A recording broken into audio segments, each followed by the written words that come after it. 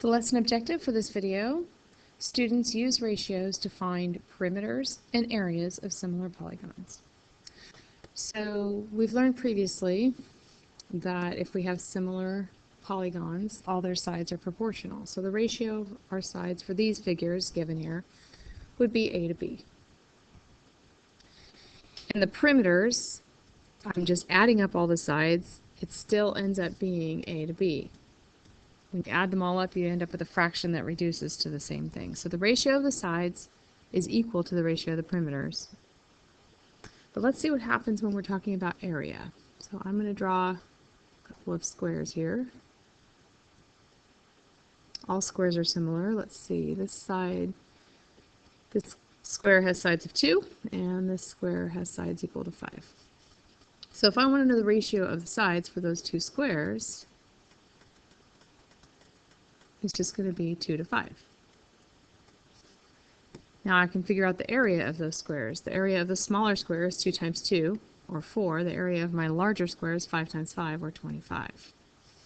So the ratio of the areas is going to equal 4 over 25. So what do I have to do to the ratio of sides to determine the ratio of the areas? How do I get from 2/5 to 4 over 25? I square it. So the ratio of my areas is going to be A squared to B squared. If you think about it, it really makes sense. When we measure sides, they're just linear measurements, but when we measure area, it's in square units. So to find the ratio of the areas, we have to square it. All right, so let's take a look at an example here. Example 1 says, in the diagram, triangle ABC is similar to triangle DEF. Find the indicated ratio. So for part A, I need to find the ratio, shaded to unshaded, of the perimeters. So first of all, I want to do it in the same order that they said. I'm going to have shaded on top of my ratio and unshaded on the bottom.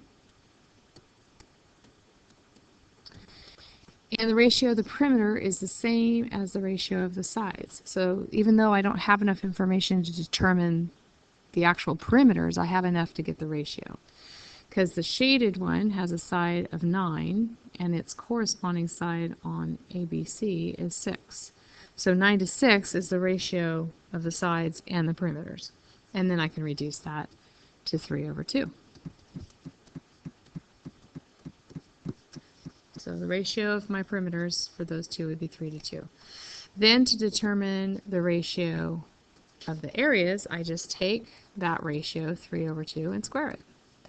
And so the ratio of my areas would be 9 to 4.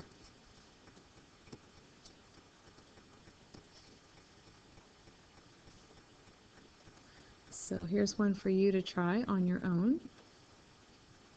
Given that triangle ABC is similar to triangle DEF, find the ratio, shaded to unshaded, of the perimeters and the areas. So first determine the ratio of the perimeters.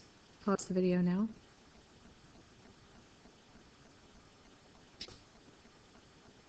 Okay, so for the perimeters, you would have just compared the two sides, 12 to 15, and so that reduces to 4 over 5. So the ratio of the perimeters is 4 over 5. All right, now determine the ratio of the areas.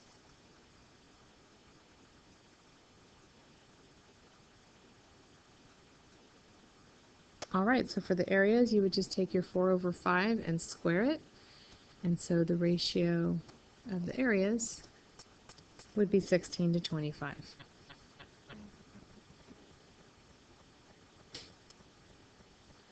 All right, so let's take an example. We're going to buy 2 rectangular pieces of aluminum window screening. One is 15 feet long and costs $135. The other is similar in shape and is 20 feet long.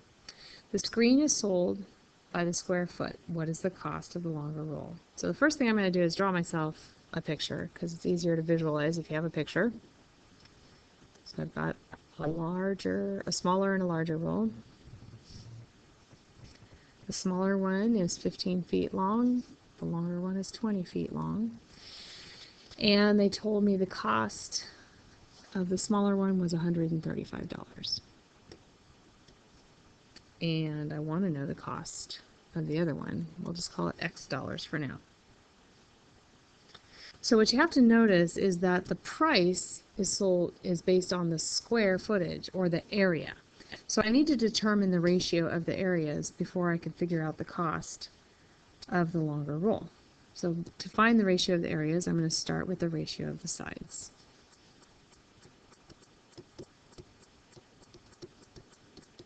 So the ratio of my sides here is 15 to 20, and then that reduces to 3/4. Then I take the ratio of the sides and I square it to get the ratio of the areas. So the ratio of the areas is going to be 3/4 squared, and so that comes out to 9/16. So that's the ratio I'm going to use then to determine the cost. So 9/16 is going to equal 135 over x. So we have a ratio, or a proportion, we cross multiply to solve it. So 9x is equal to 2,160. And then if we divide by 9, we find that x is equal to 240.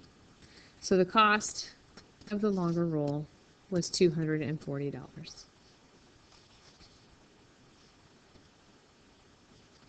right, so let's take a look at another example. Example 3, a large rectangular billboard is 12 feet high and 27 feet long. A smaller billboard is similar to the large billboard. The area of the smaller billboard is 144 square feet. Find the height of the smaller billboard.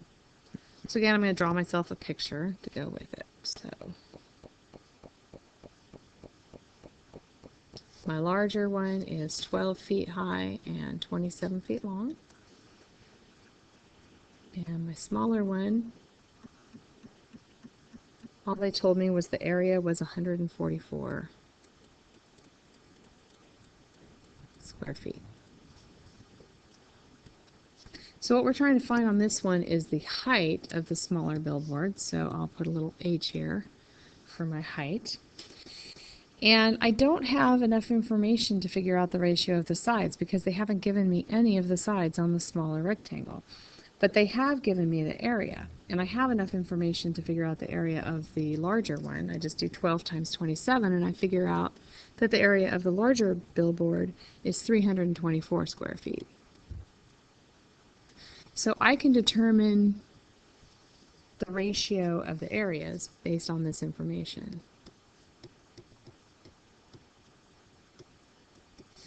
And it's going to be 324 to 144. Now the ratio of the areas was a squared to b squared. So if I want to find the ratio of the sides, I just want a to b. So the ratio of the sides, I want a over b. So I need to take the square root of 324 and the square root of 144. And the square root of 324 is 18, the square root of 144 is 12, and that would reduce then to 3/2. So now that I have the ratio of the sides, I can determine the height of the smaller billboard. So 3/2 is going to equal 12 over the height of the one that I'm missing. So cross multiply, and we get 3h is equal to 24. So the height is 8 feet.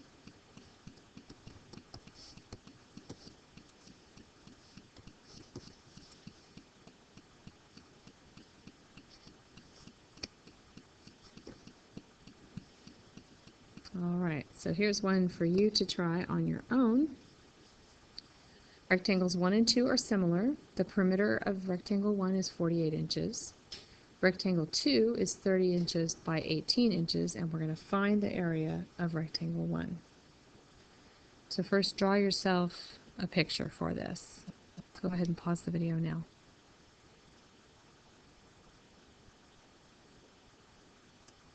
So initially, your picture should look something like that. You have enough information, though, that you can figure out the perimeter of the smaller one. So figure out the perimeter, of the larger one.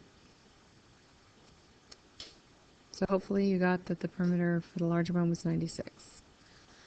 So determine the ratio of the perimeters and then use the ratio of the areas to find the area for rectangle 1. Pause the video again.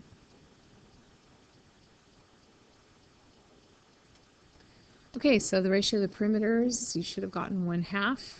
So the ratio of the areas, you square that and you get 1/4.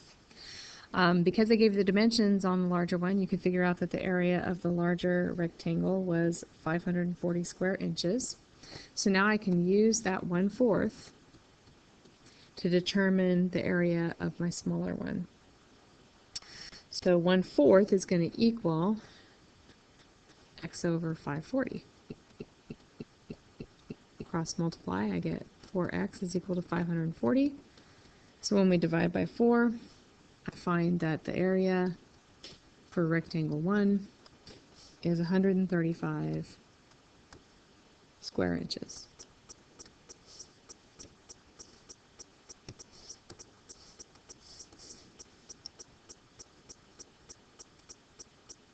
Okay, one more example. A stop sign rug is a regular octagon. Each side is 2 feet and the area is about 19.3 square feet. You make a stop sign mat with a perimeter of 72 inches. Find the area of the mat to the nearest 1/10 of a square inch. Alright, so we've got a couple things going on here. Notice that for the rug they gave the dimensions in feet and square feet, but for the mat they've told me the perimeter in inches, and they want to know my answer in square inches. So I've got to be careful with my units here. I need to convert the feet into inches, since that's how they want the answer. So first of all, let me draw myself a picture. Alright, so the sides of the larger one are 2 feet, but I need to convert that to inches. And there are 12 inches in a foot, so I multiply it times 12. So each of those sides is 24 inches. On the smaller one, they just gave me the perimeter. The perimeter is 72, and there are 8 sides. So if I just take 72 and I divide it by 8, then I know the sides are equal to 9 inches. So now I've got all my sides in inches. They also gave me the area for the larger mat and told me it was 19.3 square feet. So I need to convert that to square inches. Well, you have to be careful. Again, you can't just multiply it by 12, because if I have 1 square foot, each foot is 12 inches. And so 1 square foot is actually 144 square inches.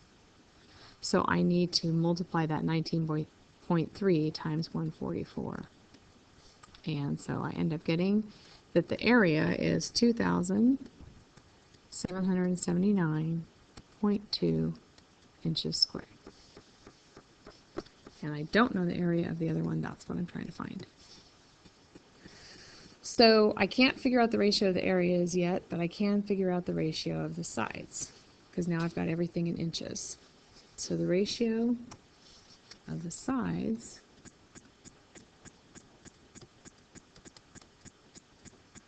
is 9 to 24.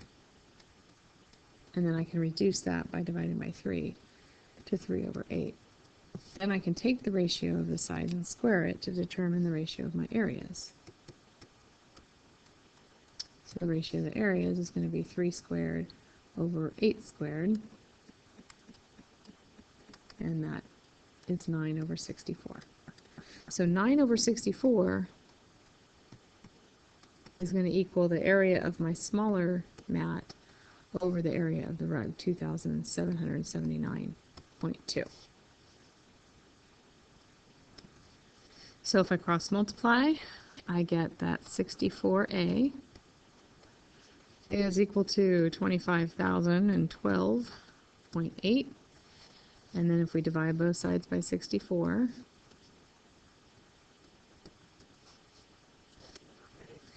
I get that the area is equal to 390.8 inches squared. We round it since it said to the nearest tenth of a square inch.